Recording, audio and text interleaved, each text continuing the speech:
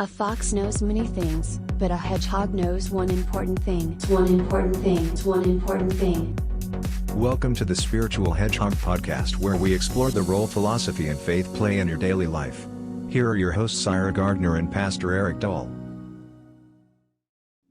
So we've been talking about what role faith comes into our daily life. We've been talking a little bit about purpose and mission and finding our calling. And so one of the things that, because of the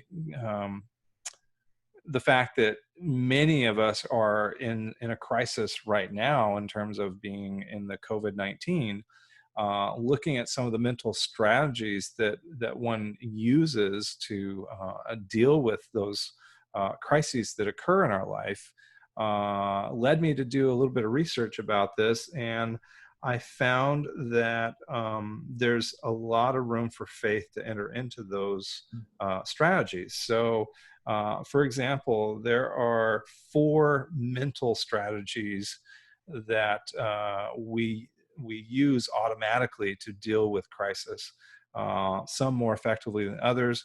But the first one is anchoring, which is fixating on a point of our life.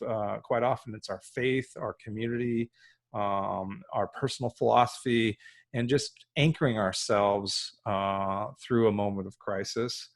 And then the second one is a strategy of isolation, which is this idea of trying to dismiss any negative thoughts from our life. And we see that through practices such as meditation, where we just try to go into that no mind state of getting rid of the worry or anxiety or the emotional strain, if you will.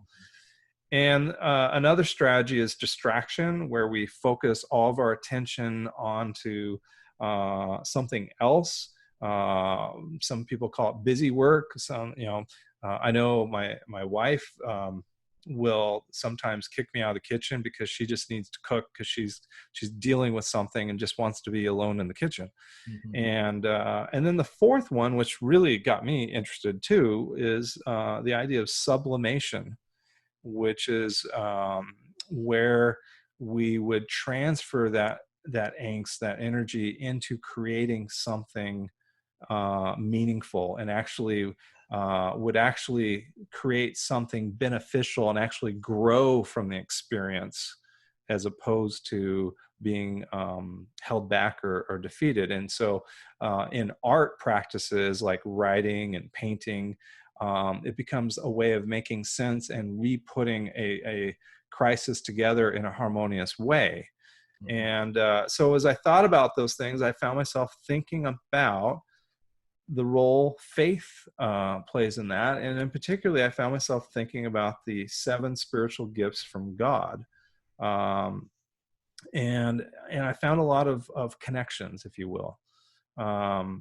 We go through the list here of, the first one being fear of the Lord, which one that a lot of people get a little uptight about that language, but in reality, my perception of that, and that's what I'm curious with you, Eric, is my perception of the fear of the Lord. Well, let me just read through it and then we'll start talking. Okay. Fear of the Lord, piety, knowledge, fortitude, counsel, understanding, and wisdom. And so I guess just starting out, thinking about when we have moments of crisis, the mental strategies combined with the gifts from God give us the tools to deal with that. What are your thoughts at this point? So starting with the fear of the Lord and thinking, I think we're all about trying to figure out how to navigate this life. Some of it's navigating anxiety, some of it's navigating our children, navigating our families, and we start to realize it is all about us and it's not all about us. So it was interesting, some of the things that came to mind as you were bringing up, thinking through some of these strategies and how the spiritual life connects in times of transition. So you started with the fear, thinking about the fear of the Lord. And I know it's even in as a pastor in the Bible studies that I've led at St. Mark's, it's a question that comes that really bothers some people. What does it mean, in a day and age that I'm supposed to fear God? And I'm always interested that so often Luther even makes the movement, we are to fear and love God. And he puts the two together. There's also there needs to, where do we put our ultimate respect? Where do we put our ultimate alliance? Where do we put, and in a day and age where so many are fearful right now with the COVID-19, it becomes a question of how do we focus even our fear, to say that there's some place that can help me, that helps me understand that it's more than about me. You're to fear and love God in the various aspects of your life. So for me, I've always heard that is where do we put our reverence? Where do we put our allegiance? Where do we hook ourselves, rather than just feeling like we're isolated out there, wandering like a blade of grass in the wind? Is that, where do you go with it when you're thinking about that first aspect of fear? Well, it's interesting because you go through the list, and of course I spend a lot of my time focused on the gifts of understanding and wisdom. But what's interesting to me about the fear of the Lord one, and why it kind of stood out to me a little bit, and it actually related to the fourth strategy of sublimation, actually, and that is fear of God as being an expression of wonder and awe. And in art, we talk about this idea of the sublime beauty, and this idea that something is so beautiful, so awe-inspiring, that it makes you remember your own mortality. It makes you remember that you're not this mortal life has a limit to it. And in fact, just earlier over the weekend, I was working on a series in my new studio remodel, home studio that we remodel. I was photographing these dead daffodils, and they were just exquisitely beautiful. And I was thinking about this idea of, in art history, we talk about the still life of memento mori, which remember you must die.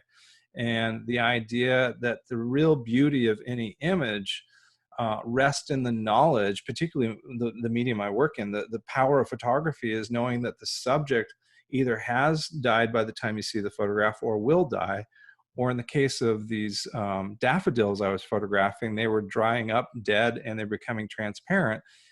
And I was thinking about how our skin gets transparent as we get older. I was remembering my grandmother before she passed away. I was remembering how beautiful I see my parents now as they've been aging. And I was thinking about the fear of God from the perspective of remembering to see the amazing, awesome display of life that exists.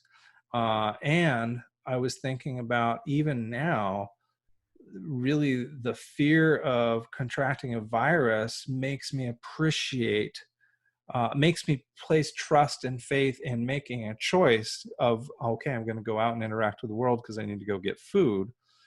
But it makes me so much more grateful for the interactions that I do have with the checker, the interactions I do have with my family as I drop off groceries.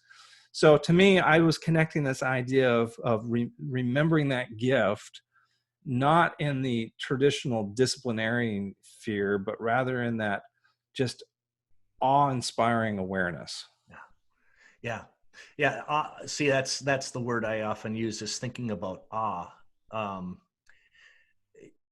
Couple things come to mind for me. I was recently asked, what are the scriptural images, and obviously I'm just coming through Easter now as a preacher and as a pastor, and one of the things I've been clinging to more and more often is really this relationship between death and life. So as you talk about, I mean, to me, what I hear you saying, right, Ira, is that there's just this this realization, I've never thought about the fact that sometimes you're taking pictures of somebody that 10 years won't be here, but you're capturing an image of a moment in time, in space, that is a constant reminder. As a pastor, as I think kind of the language I often look at is, I don't need to fear death, but I want to be aware of it, because being aware of death, being aware of the chance that that is out there, the chance that it's out there sooner than we think. Being aware of that does help me appreciate different things in a different light. And so you're talking about the daffodils, I remember in that, right? Yeah. That you took the pictures of, and I think you shared some of those photos with me. And I too was struck, and the image that came to mind were my father's hands. That just a month ago I lost my dad. Yeah. And in thinking about knowing my dad's deep abiding faith, and again, for my dad, it wasn't this intellectual exercise, but it was this sense that everything is okay, because, and he would use fear, the fear of the Lord. So I'm struck with that, because I think it is, what helps ground us. I too, like you, am drawn to sort of wisdom. I think ultimate desire, if when I am a certain age, number of people call me wise, I will have arrived. That would be like, that's that. But I realize even for me that can be a false god at times. And so that's why, starting for me with this idea of fearing God, and what does that look like? We don't like to talk about it, but it's to understand that in my smallness of this big mass universe, there is still meaning, and that kind of propels me forward in my day-to-day life, that helps me claim each day when I wake up in the morning, and to say, here I go again, and let's see where this leads. One of the other things that I was thinking about, that I'm kind of curious, I want to come back to sublimation again, and kind of pick your brain a little bit more on that, because it's an interesting thought.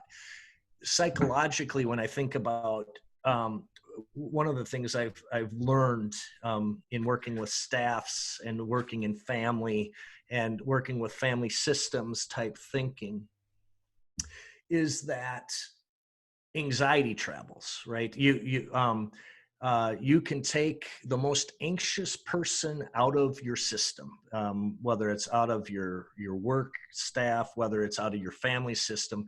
And what I've found more than often is that doesn't just go away then. Somebody else picks it up.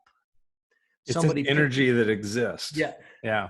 Right. And so I'm curious, moving that and shaping that more into a positive, not that I want to really make the move that anxiety is this whole negative thing. The tension exists for reasons. It gets us to move and act.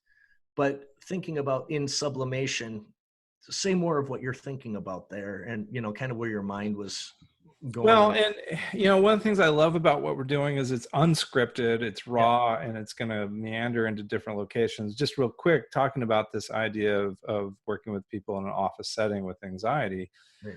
And the fact that the person may leave the office, but that role gets picked up by somebody else. And what's interesting about that is that really is a healthy thing to have. Actually, it's we talk about in change theory the idea of that we need a critical friend that is worried about, and the doubting Thomas, if you will, or the using all these terms that kind of are humorous in light of what our podcast is about, but the devil's advocate, right? Yeah. And really what that is it's about protecting the group, the community, from going in the wrong direction. It's something that we're hardwired in. And so, certain kinds of anxiety or stressors or worry is actually part of our survival mechanism, and it's important to us. Absolutely. When it gets out of control is when it becomes detrimental to us. And so when we are moved to inaction, when we are moved to inability to sustain healthy, positive relationships, then that anxiety is moved into past a threshold of trouble in somebody's life, and needs to be addressed through some of these strategies that we talked about. And one of them being anchoring. And what we're really just talking about is this idea of growing our gratitude and appreciation for the moment, for the now, because of our awareness that life is short and this too shall pass. And so anchoring is an important concept for maintaining a healthy mindset as we go through crisis. And there are lots of crises that we go through in our lifetime. I mean, we can have death, we can have divorce, we could have loss of a job, we could have any number of things that can really fracture our sense of self, or our own identity. And so anchoring is something that really helps with that. But I want to back up to you. Yeah. Oh, go ahead. I was going to say, just pick up on that thought for you, because I'm wondering, Ira, the follow-up question I wonder about is, in seeing people that have anchors. I mean, are there people that you are drawn to? What is it that seems to help them navigate this time? I mean, do you have some guesses that? Well, so here's the interesting thing, and we will not have time to cover all these, but I'd like to spend some time in subsequent episodes talking about each of these 7 spiritual gifts. What was interesting is you referred to your father having just this real strong belief without a doubt. And what's interesting is when I work my way up, I kind of start at fear and work my way up to wisdom. And along the way, you get counsel and the ability to be discerning and make good choices. And then you get, above that, in my pyramid I'm growing here, is this understanding. And what's interesting about that is I think about science, I think about facts in the world of logic, and thinking about times in my life, particularly at a moment of crisis, that facts alone didn't make it better. And that you can have all the understanding you want, but it takes wisdom to have the grace of acceptance. And there's a certain point where you have to go beyond the world of facts to faith. There's the spiritual does not operate necessarily just within the confines of facts. And even then, I think about the wisdom that's shared and transmitted through fables and parables, and the idea that I'm not telling facts, but I'm telling a greater truth. And I think when I heard you talk about your father, it sounds like he had achieved some level of wisdom that gave him great comfort. Yeah, I think so. It definitely provided him great comfort, even if it drove his sons nuts at times, right?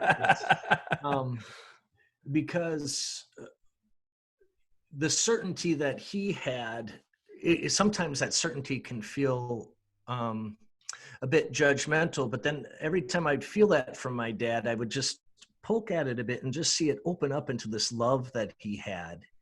That it really, what grounded him, what gave him a centering was, and an anchoring, to use the language we're using today, was this abiding faith that he had a God that was going to be with him in life and in death.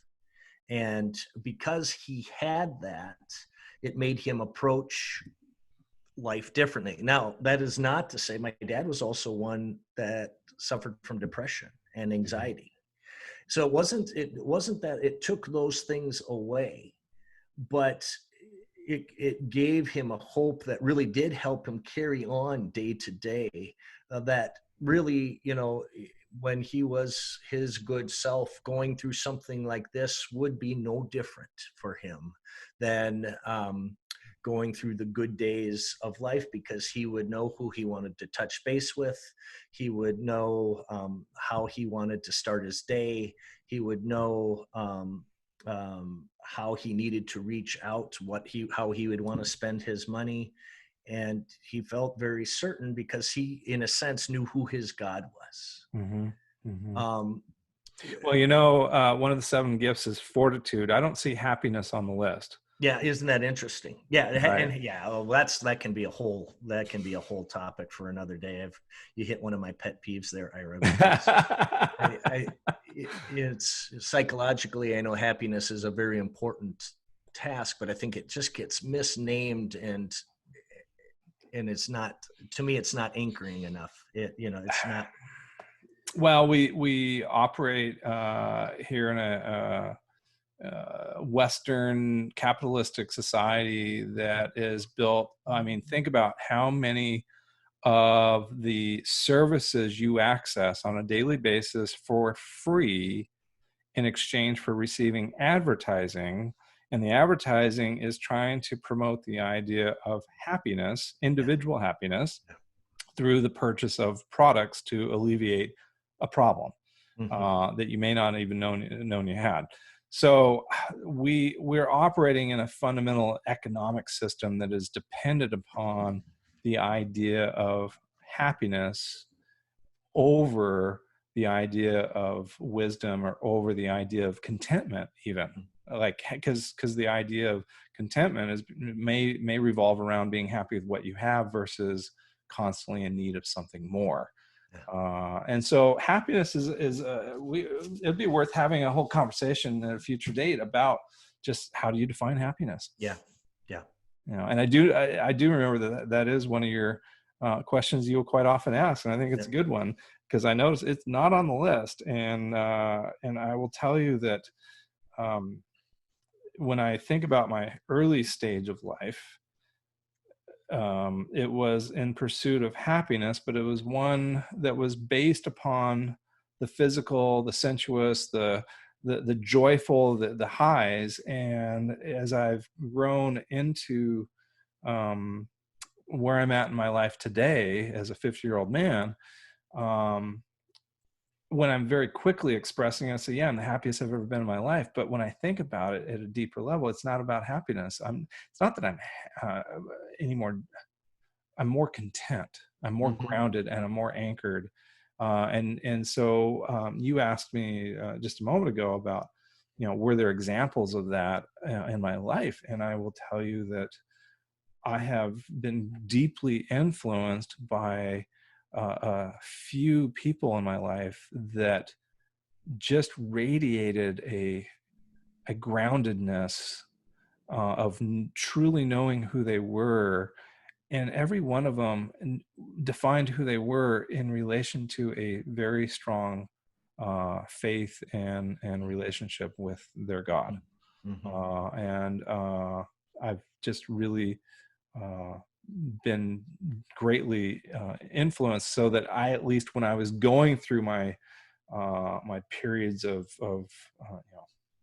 when I look back on it, seems kind of craziness, or the chaos, if you will, I remember at least having those role models to aspire towards.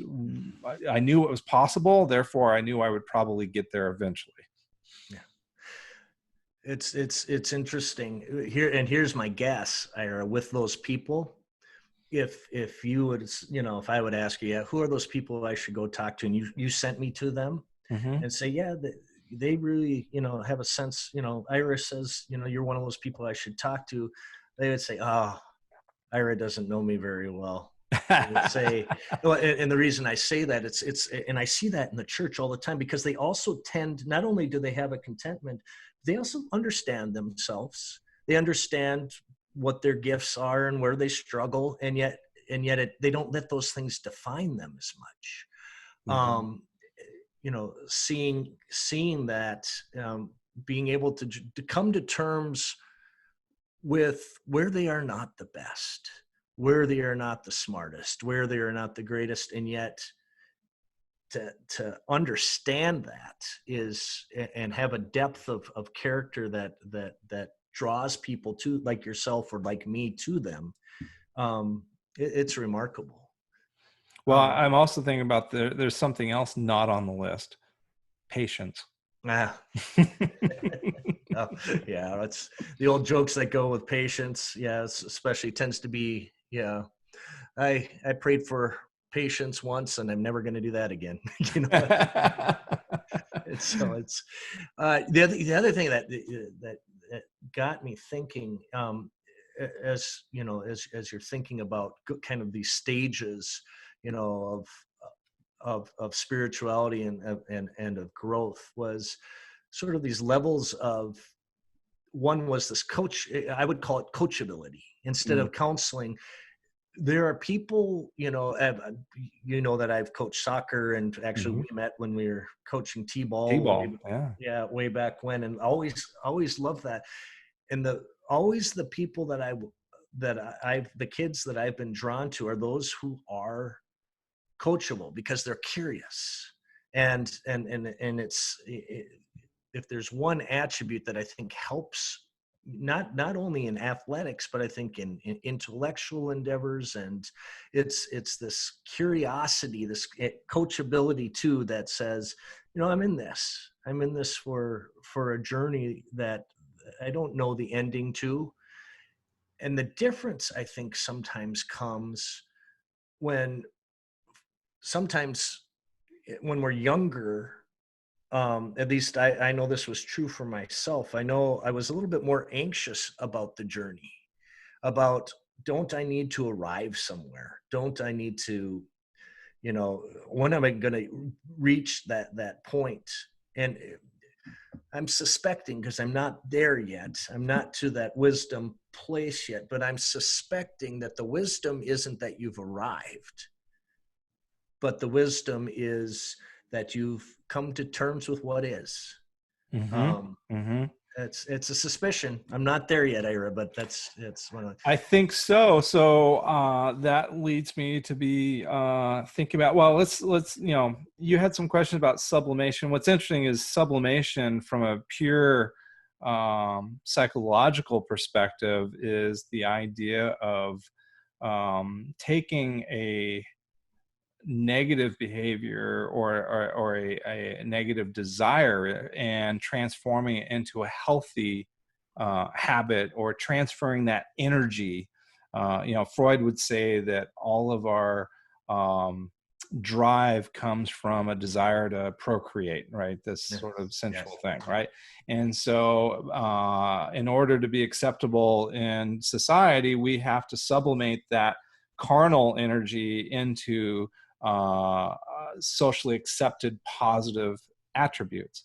And artists will end up taking, getting back to this idea of existential crisis, or just getting through hard times, will take that initially and rearrange it into a harmonious composition of some sort, as a way to resolve or gain acceptance or understanding, put it together, so to speak. And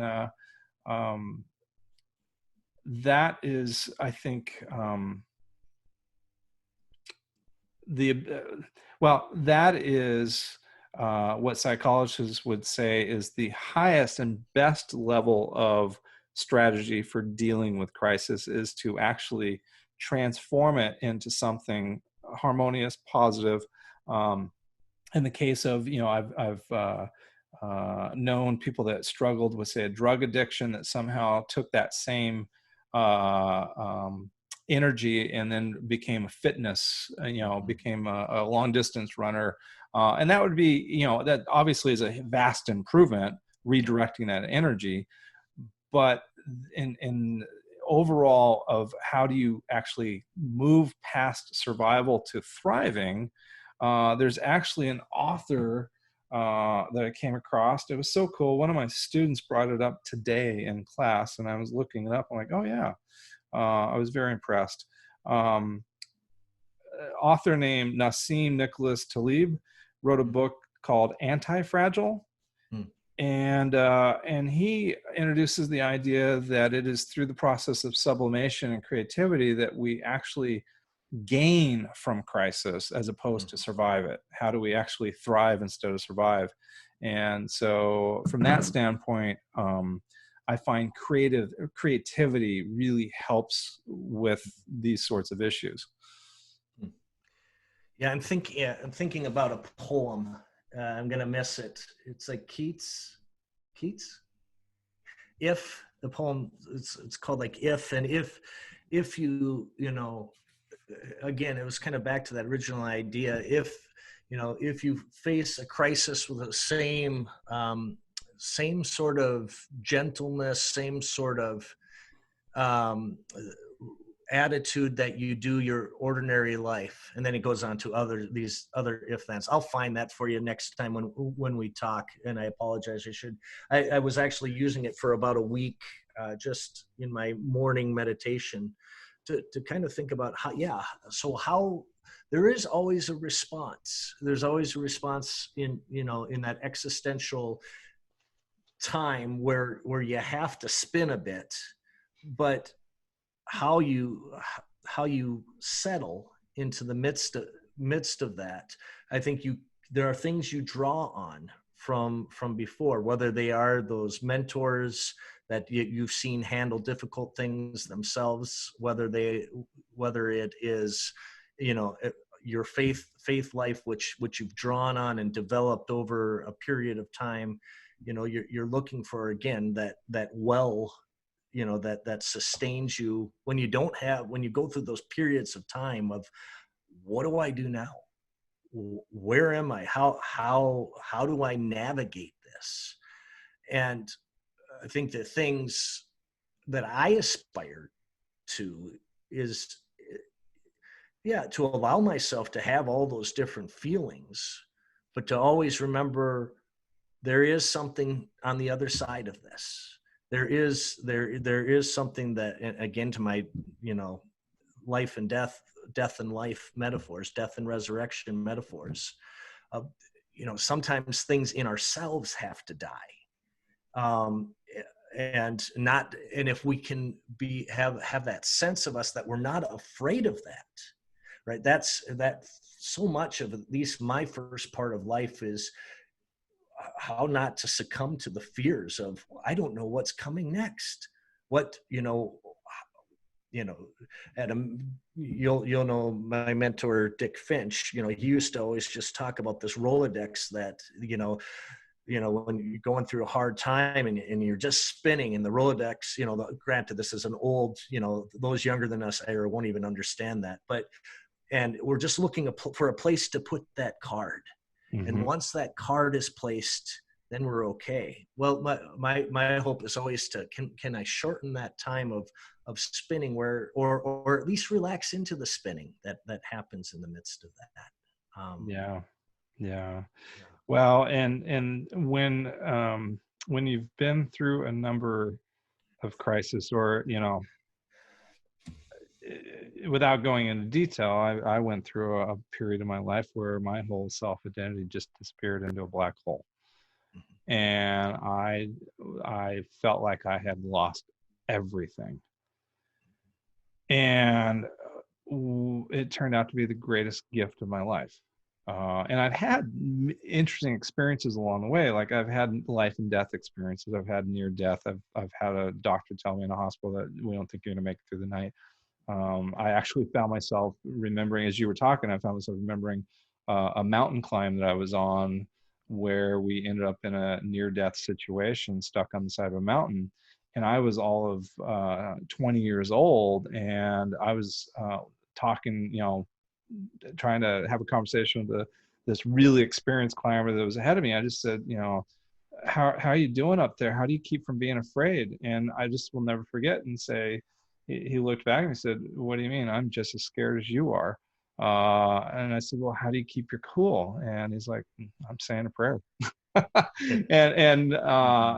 And we got through that, and I came out the other side of that experience each time going, wow, that was an amazing life affirming experience. And that I've learned since then that when anxiety for me starts actually getting me wanting to lean into that, because it tends to mean I'm going to strip away an unnecessary piece of my life. Yeah.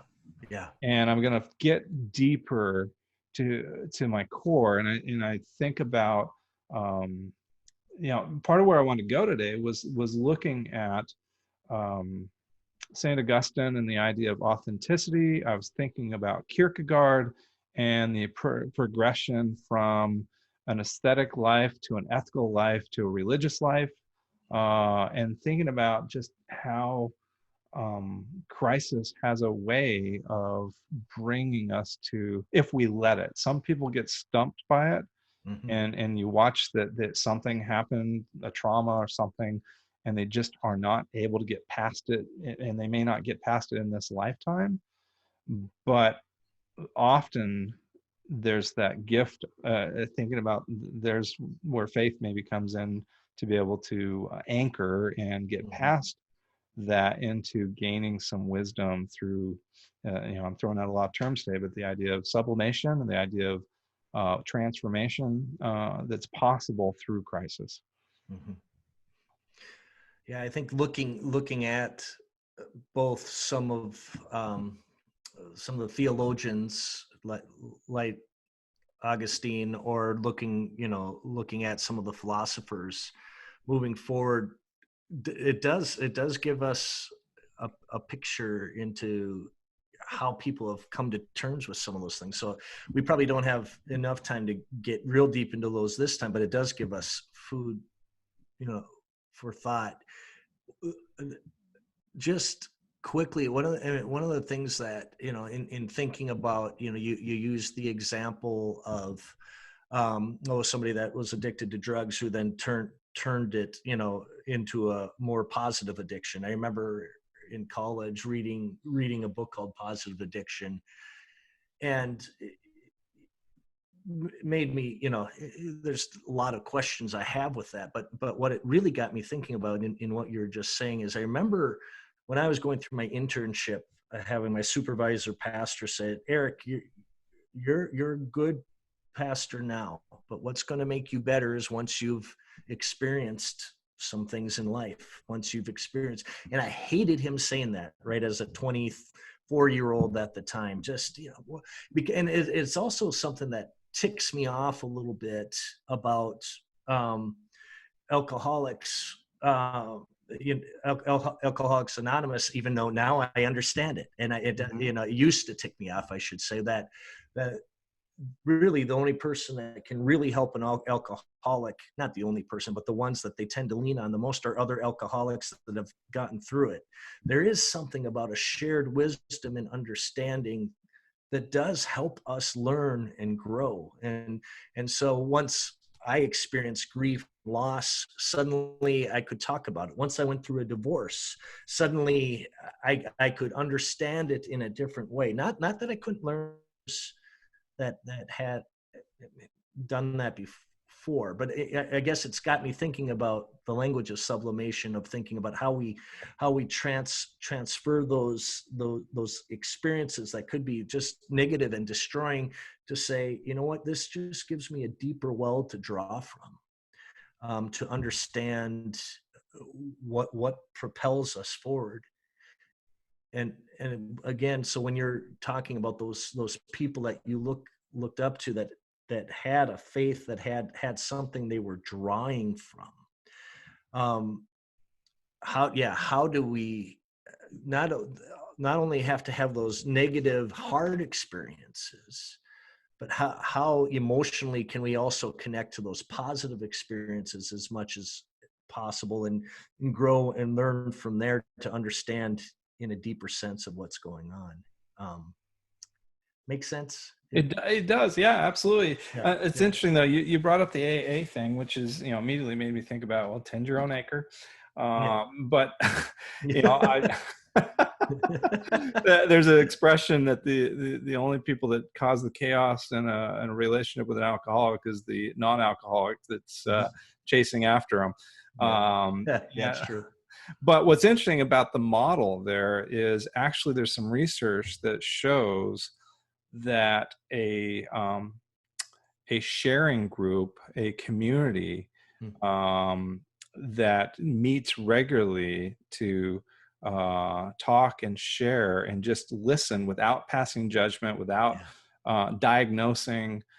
This clinical psychologist ran a study, and what was really profound to me was he said that the positive effects of having a AA type meeting group was superior to the cognitive therapy of traditional Mm.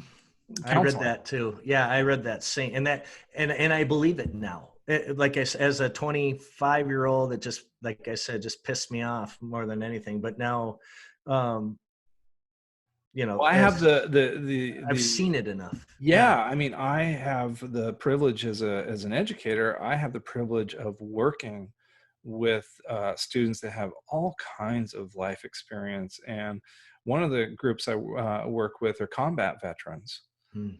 and I have witnessed that just the process of being around other veterans that they talk about, nobody would understand that hadn't gone through it. And, I'm not a veteran, um, but I just know that that's this thing that I can't, I can have empathy, and I can do some amazing, supportive work. And I've had some amazing projects, sublimation. I've had some of the most profound teaching experiences, some of the projects that my veteran students have done.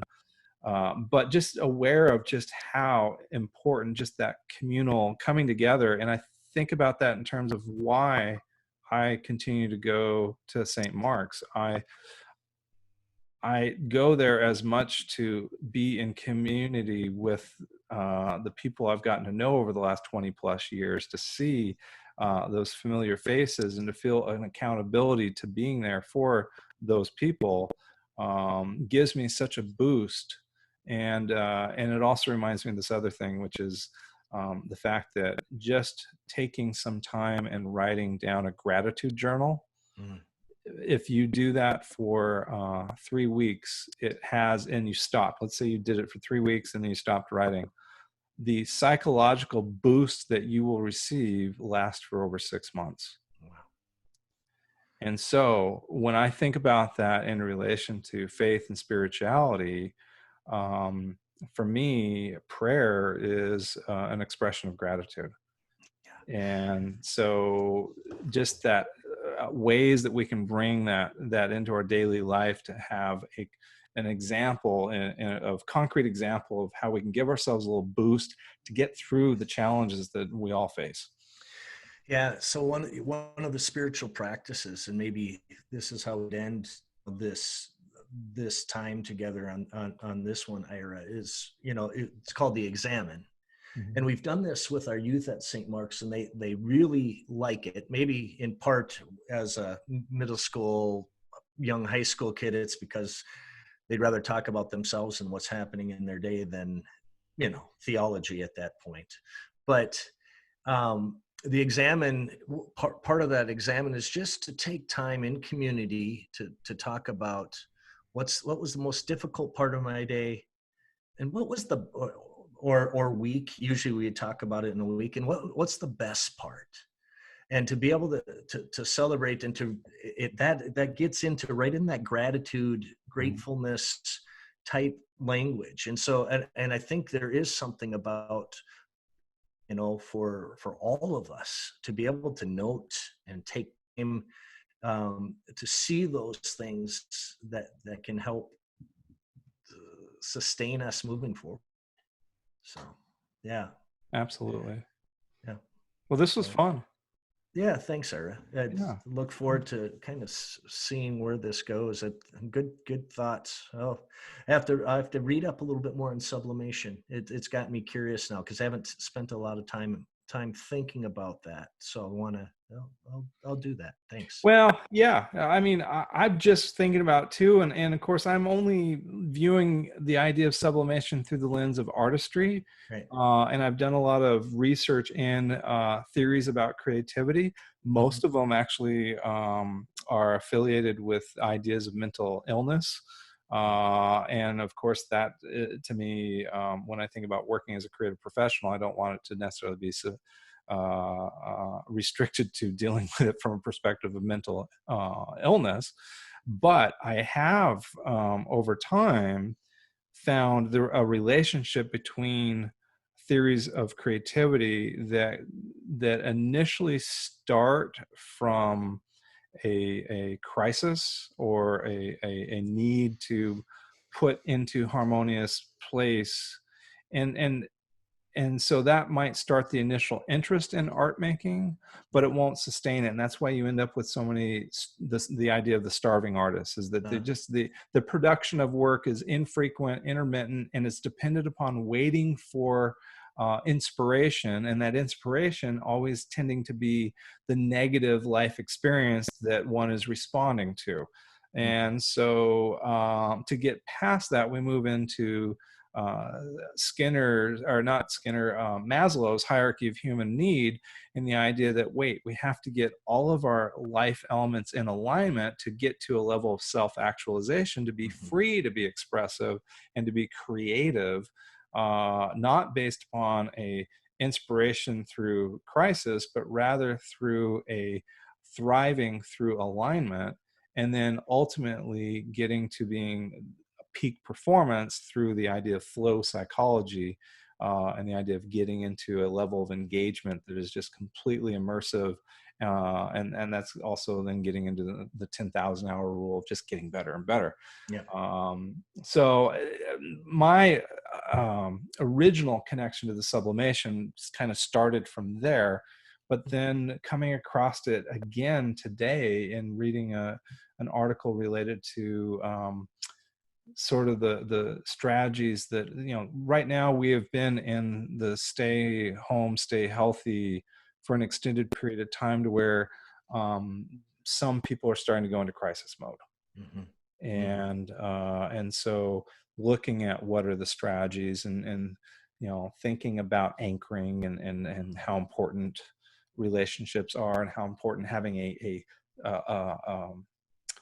a lens of which to process this through, that is healthy and positive, and thinking about your personal philosophy of life, and then your spiritual part of your life is an important part of that anchoring piece. But then ultimately, how can we grow from it? And that got me thinking about the sublimation part as we got to Mhm. that level there. Nice. So it was, Nice. and then I started, like I said, it's funny. I keep having these experiences where information flows to me when I need it, so to speak. Mhm. And Mhm. I had left a article open on my browser for like the last 6 months that I hadn't revisited. And I was like, it's one of those things. I leave my browser windows open indefinitely, it seems like. And then I'll go back about every month or so, and I'll say, okay, I don't need this one anymore.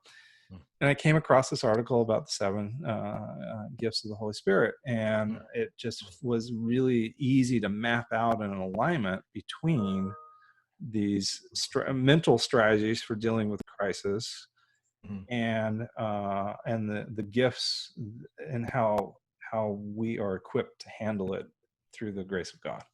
Yeah. Yeah. Nice. Nice. One of the Luther talks, when you talk about gifts of the Holy Spirit, another name for the Holy Spirit is advocate, and thinking of the Holy Spirit as one who advocates on our behalf in exactly who we are. It was sort of just came across that myself just recently, and thinking about, there's also, there's the Holy Spirit as teacher, which is interesting. It's hitting some of these that I was thinking about, Luther's 3, and also the Holy Spirit who evokes, things out of us as well. But yeah, so that's very, very fun, very fun. Well, I'm also, I want to go a little bit further down the existential philosophy path, because I am fascinated by the fact that, Kierkegaard was a pretty devout Lutheran. Yeah. And of course, St. Augustine, the idea of authenticity, and the idea that Nietzsche was largely misunderstood when he proclaimed God as dead. He was not saying that as a positive. He was saying that that was going to create a profound existential crisis in humanity, because we need that anchoring quality to it. So I think it'd be fun to kind of explore that, because I think a lot of our struggles, if you will, with the issue of independent happiness versus communal and external criteria for evaluating our life versus internal, passion versus service, so to speak, and how do you align that together is something I think worth exploring more. Absolutely. Yeah, sounds good. It'll be fun to see what we pick up with next time. Thank you for joining us today on The Spiritual Hedgehog. For show notes and more information, go to www.thespiritualhedgehog.com.